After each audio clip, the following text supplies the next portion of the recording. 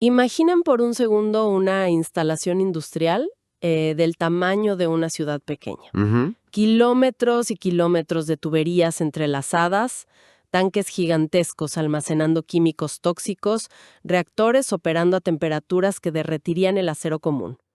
Y claro, presiones tan inmensas que, si algo sale mal, la liberación de energía sería equivalente a una bomba. Totalmente. Es un escenario que impone respeto. Muchísimo respeto.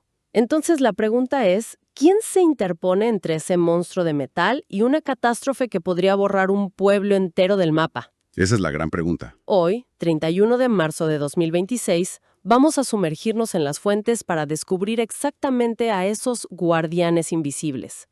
Tenemos un documento fascinante titulado 20.seguridaddeprocesosindustriales.docs y específicamente vamos a analizar la historia 21. Y debo advertir a quienes nos escuchan, si piensan que esto será la típica lectura de un manual técnico aburrido, están muy equivocados. Ah, para nada. Es una anomalía brillante. Sí, toma un tema que tradicionalmente se presenta con diagramas de flujo superdensos o códigos legales áridos y lo transforma en una narrativa casi cinematográfica. La estructura nos sitúa en una especie de sala de guerra intelectual. ¡Guau! Sí. Tiene una vibra increíble. Aparecen personajes con nombres alegóricos, como Pepito Preguntón, el Capitán Cultura y un viejo maestro. Ajá, es muy particular. Es como si alguien hubiera mezclado, no sé, la mística del entrenamiento Jedi en Star Wars con la pasión académica de la Sociedad de los Poetas Muertos, Claro. pero aplicado a algo que es literal y figurativamente de vida o muerte. O sea, la seguridad industrial. Y ese recurso narrativo no es un capricho del autor. El objetivo de este texto y la misión de nuestro análisis profundo de hoy es desmitificar una de las profesiones más cruciales y paradójicamente menos comprendidas del mundo moderno. Hablamos del especialista en gestión de seguridad de procesos, ¿verdad? Exactamente, o PSM por sus siglas en inglés. Vamos a explorar qué se necesita para convertirse en lo que el documento llama un maestro Jedi de esta disciplina. Ujú. Entenderemos su rigurosa formación y por qué industrias enteras, desde la petrolera hasta la farmacéutica, dependen absolutamente de su existencia. Bueno, vamos a desempacar esto. Creo que el primer paso lógico es limpiar el terreno de ideas preconcebidas. Sí, eso es vital. Porque el documento invierte mucho tiempo en dejar clarísimo que no es un especialista en PSM. O sea, para la mayoría de la gente al escuchar seguridad industrial, la imagen inmediata es la de una persona con casco, gafas y chaleco reflectante. El clásico supervisor de obra. Exacto, el que te da una charla de 5 minutos antes de entrar a un área o alguien verificando que los extintores estén al día y los arneses bien abrochados. Y el viejo maestro en el texto traza una línea divisoria tajante ahí. Ese perfil que describes corresponde a la seguridad ocupacional, que es vital, por supuesto. Claro, nadie dice que no. Su objetivo es evitar que un trabajador se resbale, se caiga o se corte. Pero el PSM, la seguridad de procesos, opera a una escala completamente distinta. No busca evitar que una persona se caiga de un andamio. Busca evitar que la planta entera explote. Exactamente, que explote y se lleve consigo a la comunidad vecina. Por lo tanto, el especialista no es el, digamos, segurólogo tradicional. Y el texto también aclara que tampoco es un simple ingeniero calculista, encerrado en un cubículo. Ni un gerente que solo mira presupuestos de Excel. Tal cual. Leyendo esas descripciones, se me vino a la mente una imagen para tratar de entenderlos. Suena a que son como intérpretes en las Naciones Unidas. A ver, explícame eso. Sí, o sea, pero en lugar de traducir ruso o mandarín, traducen la jerga técnica de la ingeniería, los intrincados códigos de las leyes gubernamentales y las crudas realidades de las operaciones de planta. Y todo eso lo traducen a un único idioma universal, la supervivencia. ¡Wow! Esa es una analogía fantástica. Son como los únicos en la mesa capaces de hacer que todos estos departamentos, que a menudo parecen hablar idiomas alienígenas entre sí, se entiendan antes de que sea demasiado tarde. Lo fascinante aquí es que el propio documento utiliza una metáfora que complementa perfectamente tu idea. Los compara con un director de orquesta. Un director de orquesta. Claro, pensemos en la dinámica de una sinfónica. El director no necesita ser el mejor violinista del mundo, ni saber tocar el oboe mejor que el solista, Ujú. pero es el único que sabe cómo deben sonar todos juntos. En la planta, este especialista sabe cuándo el violín, que representaría la integridad mecánica de las tuberías, empieza a desafinar por la corrosión. O sea, cuando hay un riesgo físico. Exacto. Sabe si el tambor, que sería la gestión de alarmas, está perdiendo el ritmo y aturdiendo a los operadores. Y sobre todo, sabe leer a la audiencia. Que serían los trabajadores en el campo, ¿no? ¿Sí? Para ver si están comprendiendo la partitura. Son un puente. De hecho, el texto los llama así, puentes. Y también profetas. Profetas. Sí, es una palabra fuerte. Porque su trabajo literal es predecir y visualizar el desastre años antes de que ocurra. Y educadores para lo que el autor llama los 6 reinos de la industria.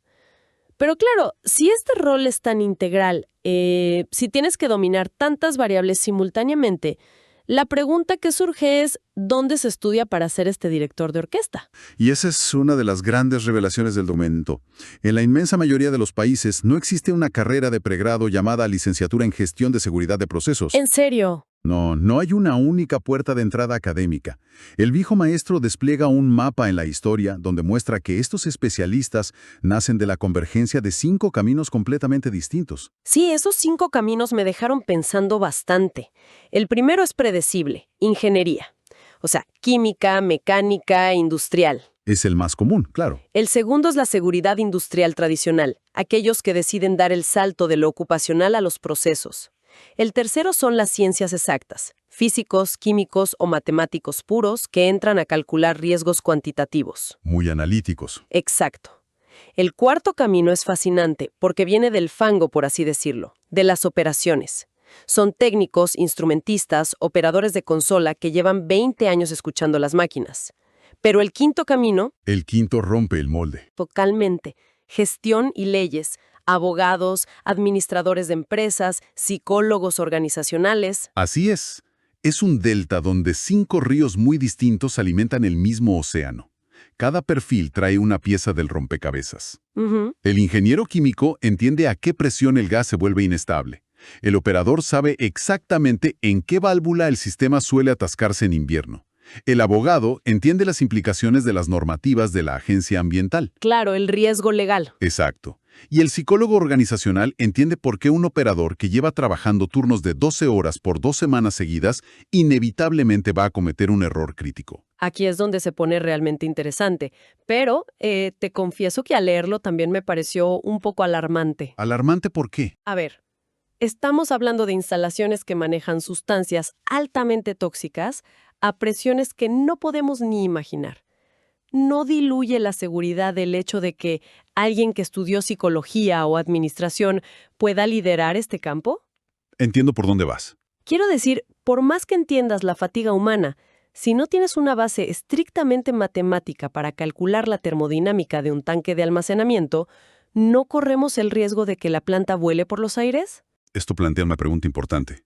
Y de hecho, eso que acabas de expresar es exactamente la misma duda, casi el mismo miedo, que el personaje de Pepito Preguntón le plantea al viejo maestro en la narrativa. Ah, no fui la única entonces. Para nada. Pero aquí es donde entra la lógica del sistema. Nadie está diciendo que el psicólogo va a calcular la resistencia del acero del tanque por sí solo. El diseño de la planta lo hacen ingenieros de diseño especializados. Claro, los calculistas. Exacto. El trabajo del especialista en PSM, independientemente de su origen, es asegurar que los sistemas de gestión en torno a ese diseño no fallen. Claro, porque los desastres casi nunca ocurren solo porque alguien calculó mal el grosor de un tubo, ¿verdad? Exactamente. Ocurren porque el gerente de mantenimiento, para ahorrar presupuesto, decidió cancelar las inspecciones de ese tubo. O porque el operador estaba tan fatigado que ignoró la alarma de presión. Y ahí es donde el administrador o el experto en factores humanos brilla. Tal cual. Sin embargo, la respuesta del viejo maestro va más allá. Aclara que cualquiera puede empezar el camino, pero no cualquiera llega. El PSM es un embudo gigantesco y brutal. Un filtro muy duro. Durísimo. No importa si vienes del derecho o de la física cuántica, una vez que entras, tienes que someterte a un proceso de formación cruzada exhaustivo. Es una vocación que exige devorar conocimiento fuera de tu zona de confort constantemente. Y el texto documenta esa montaña de conocimiento de una manera muy estructurada. Para seguir con la temática épica, divide el crecimiento de este profesional en 5 niveles. Los 5 niveles del Jedi. Sí.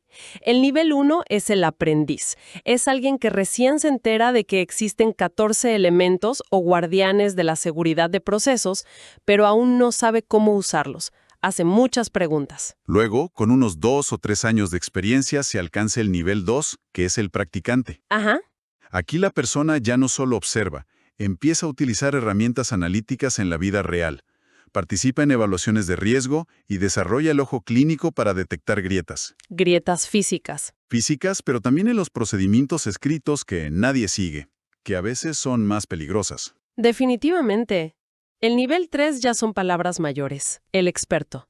Alguien con 5 o 8 años en las trincheras. Ya domina los 14 guardianes, lidera las investigaciones cuando ocurre un incidente grave y es quien diseña las estrategias de prevención. Y luego está el nivel 4, el maestro. Con 10 a 15 años de carrera, ¿no? Sí, estamos hablando de alguien que ha mirado al abismo, ha sobrevivido a crisis reales, ha detenido arranques de planta peligrosos y es el perfil que las grandes corporaciones intentan robarse entre sí con sueldos millonarios. ¡Guau! Pero el salto final es hacia el nivel 5, el sabio. Y el texto da un giro muy filosófico aquí. Alcanzar este nivel no requiere otro título universitario o más horas de vuelo técnico. Entonces, ¿qué requiere? Se llega a sabio cuando el ego desaparece, cuando se deja de buscar el reconocimiento corporativo y el único enfoque es el legado. ¡Qué profundo! Son profesionales que se dedican a escribir, a enseñar, a asesorar a gobiernos en regulaciones. Su trofeo no es un ascenso, es la cantidad incalculable de vidas que salvaron sin que nadie se enterara. Ahora, ¿cómo se pasa de aprendiz a sabio? El documento despliega un pergamino de formación, un plan de estudios dividido en 5 fases, que es francamente intimidante. Es un camino muy arduo. La fase 1 son los cimientos. Aquí te enseñan la realidad física del mundo industrial, termodinámica básica, ciencia de materiales, cómo actúa la corrosión, química de fluidos. Tienes que entender qué pasa cuando un líquido a alta presión se convierte en gas de un segundo a otro. Porque si no entiendes la física, el resto no sirve. Una vez que superas eso, pasas a la fase 2, que son las herramientas metodológicas. Y aquí es vital explicar de qué estamos hablando, porque el texto menciona acrónimos pesados. Sí, vi varios. Por ejemplo, el HACCP. Exacto. El HACCP no es más que un estudio de peligros y operabilidad. Es sentar a un grupo de expertos en una sala, mirar el plano de una tubería y preguntar sistemáticamente, bueno, ¿qué pasa si hay más presión de la cuenta? ¿Qué pasa si hay menos flujo? ¿Qué pasa si la temperatura sube? O sea, buscar todos los escenarios del desastre. Es llevar la imaginación del desastre a un método científico y riguroso. También mencionan algo llamado LOPA, o análisis de capas de protección. Trato de visualizarlo y, no sé, me imagino el famoso modelo del queso suizo. Es una analogía perfecta. Imagina varias rebanadas de queso suizo puestas una detrás de otra. Cada rebanada es una capa de protección. Un sensor de presión, una válvula de alivio, un muro de contención, una alarma sonora para el operador. Y los agujeros del queso son las fallas. Exacto. El LOPA es el análisis matemático que asegura que los agujeros nunca se alineen para dejar pasar el desastre. Ya veo. Si el sensor falla, la válvula debe activarse. Si la válvula se atasca, el muro debe contener el derrame. Y la tercera herramienta de esa fase es el RBI, la inspección basada en riesgo, que básicamente es usar la estadística y la ciencia de materiales para predecir cuándo va a fallar un equipo, en lugar de revisarlo a ciegas. Totalmente. Y teniendo esas herramientas, la fase 3 es aplicar los 14 guardianes del PSM en el día a día. Que son como los mandamientos del proceso. Así es. Y la fase 4 te exige dominar la ley. Las normativas de la OSHA en Estados Unidos, la directiva Seveso en Europa y todas las regulaciones locales. Es decir, tienes que saber por qué el gobierno te puede cerrar la planta o meterte a la cárcel. Claro, la responsabilidad penal. Entonces, ¿qué significa todo esto? Porque aquí es donde me detuve y tuve que releer la fuente. ¿Qué encontraste? La fase 5, la última, la que supuestamente te corona como un maestro de esta disciplina súper técnica. Se llama habilidades blandas. Ajá, el giro inesperado. Sí, el texto habla de liderazgo, de cómo investigar un accidente sin buscar un chivo expiatorio al cual despedir, de cómo sentarse a escuchar realmente a un operador cansado en el turno de las 3 de la mañana y sobre todo, cómo decirle que no a un gerente de planta. Ese es el gran reto. ¿Por qué el pináculo de una carrera basada en la química y la física termina siendo, esencialmente, la comunicación interpersonal? Es la conexión más crítica de todo el documento. Si revisamos la sección de preguntas frecuentes, alguien pregunta si puedes convertirte en un experto en PSM estudiando 100% en línea. Me imagino que no. La respuesta del viejo maestro es un rotundo y definitivo no. ¿Puedes aprender la termodinámica y el ASOP en una pantalla? Sí, pero la seguridad de procesos es una disciplina viva. Requiere pisar la planta. Embarrarse las botas. Tienes que oler los químicos para saber si hay una fuga sutil. Tienes que sentir la vibración anormal en el suelo cerca de un compresor. Tienes que verle la cara de terror o de apatía a los operadores. Claro, porque los números en el papel no sienten pánico. Exactamente. La empatía y sobre todo el valor moral para enfrentarse a la autoridad son la verdadera barrera que separa a un técnico competente de un salvador de vidas. Es como un choque de fuerzas. Piénsalo así. De nada te sirve ser el mejor del mundo corriendo un software de dispersión de nubes tóxicas si cuando tienes los resultados en la mano y el gerente general te exige ignorar el peligro para no detener un envío millonario, pues agachas la cabeza y te quedas callado. Uf, qué presión. La habilidad más difícil en la ingeniería no es resolver la ecuación. Es tener el valor de sostener el resultado de esa ecuación frente a alguien con mucho poder que no quiere escucharlo. Lo cual nos lleva a una distinción fenomenal que hace la historia. Porque tener el conocimiento en la cabeza y los diplomas colgando en la pared es una cosa. El texto menciona certificaciones reales y muy prestigiosas. Como la credencial de la OSHA estadounidense. Sí, o el certificado NEBOSH británico, el título de Profesional de Seguridad Certificado, o CSP, o maestrías súper especializadas en la Universidad de Sheffield o el Politécnico de Milano. Son sellos de excelencia global. Lo son. Pero el viejo maestro es tajante. Ninguno de esos papeles te gradúa realmente. Así es. Cuando Pepito Preguntón le pregunta cuál es la certificación más alta que puede alcanzar, el maestro responde que no es un diploma con letras doradas. Entonces, ¿qué es? La verdadera certificación llega un día cualquiera, cuando un técnico de mantenimiento, la persona que está con las manos llenas de grasa enfrentando los riesgos físicos, se te acerca al final del turno y te dice, gracias a ti, hoy voy a llegar a cenar a mi casa. ¡Wow!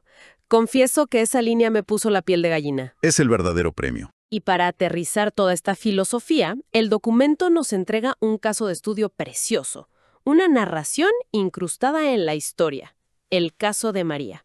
Ah, la historia de María es fantástica. Nos cuentan que María creció en un pueblo pequeño, viendo en el horizonte las antorchas de una refinería gigante. Escuchaba el rugido de las válvulas de presión como si fuera el monstruo debajo de su cama. Una imagen muy poética. Un día hubo un accidente menor. El cielo se iluminó de noche y su madre le dijo, a veces las personas ahí adentro no hacen bien su trabajo. En ese instante, siendo niña, ella decreta, yo voy a aprender a hacerlo bien. Es el viaje del héroe clásico, pero anclado en la realidad industrial. Vemos la evolución de María. Estudia ingeniería, entra como aprendiz a esa misma planta, escala niveles, domina las 5 fases de las que hablamos. Pero el autor es muy hábil, porque el clímax de la historia de María no ocurre resolviendo un problema de flujo de fluidos en una pizarra vacía. El momento cumbre es un choque de trenes humano y corporativo. El momento de la verdad. ¿Sí? María, ya como especialista, detecta un problema potencial en un tanque gigante.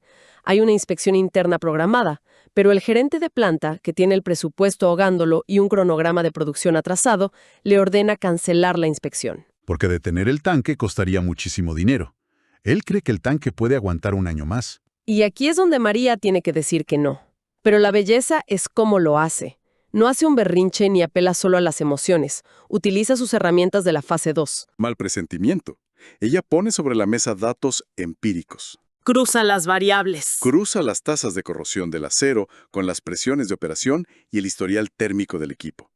Y con esa matemática irrefutable, le demuestra al gerente que si no detiene la operación, no es una posibilidad vaga.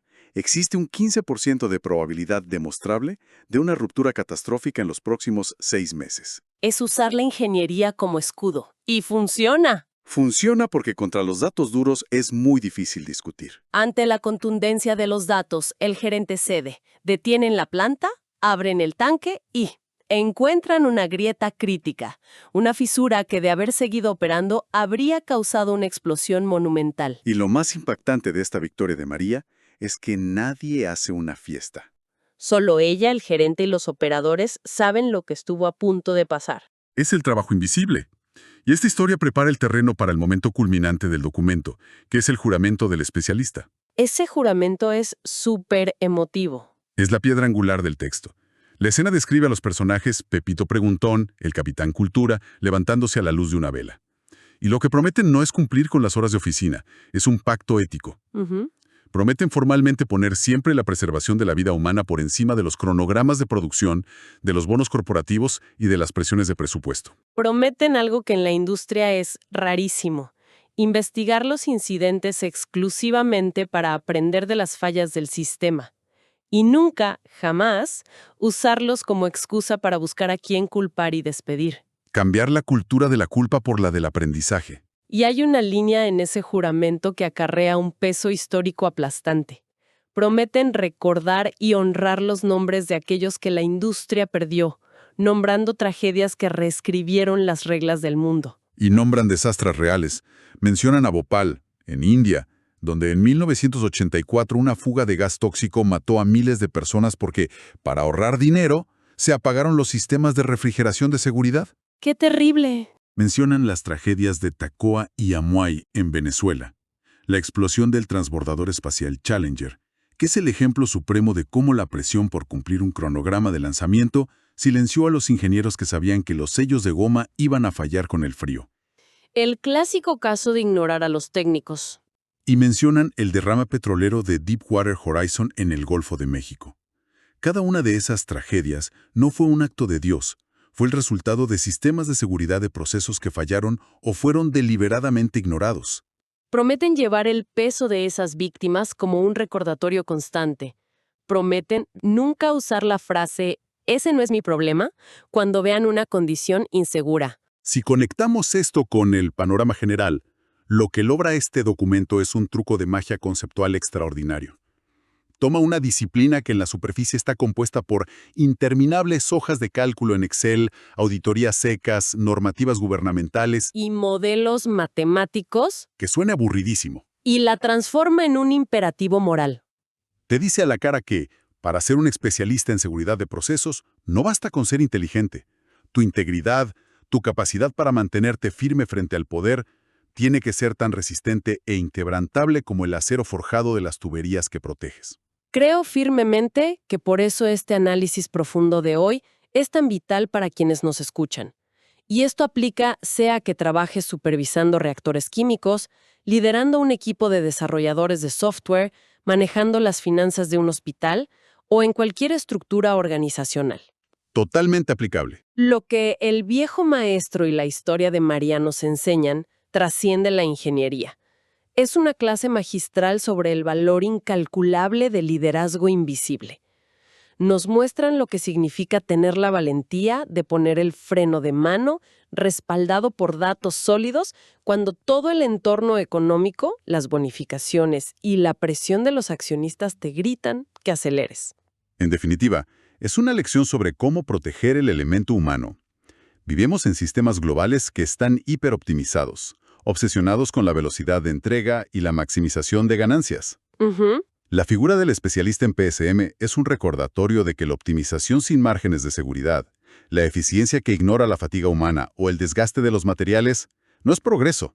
Es simplemente una catástrofe esperando a que el calendario alcance su fecha de vencimiento. ¡Qué frase tan potente! Y esto me deja con un pensamiento final, una idea provocativa para que todos la mastiquemos después de terminar esta inmersión. Nuestra sociedad está diseñada casi exclusivamente para aplaudir y premiar el éxito visible. Hacemos monumentos a lo que se ve. Exacto.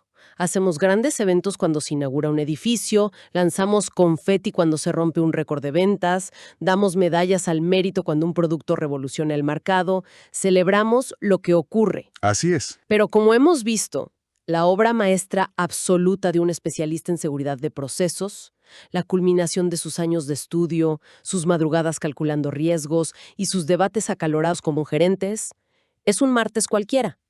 Un martes ordinario, monótono y completamente aburrido, en el que absolutamente nada fuera de lo común ocurre. Un martes donde todos regresan a casa. Sí, el silencio, la ausencia de sirenas y la falta de noticias de última hora son su mayor victoria. Pues ¿cómo podemos aprender, no solo como industria, sino como sociedad de nuestro día a día, a valorar, medir y celebrar las tragedias que logramos evitar?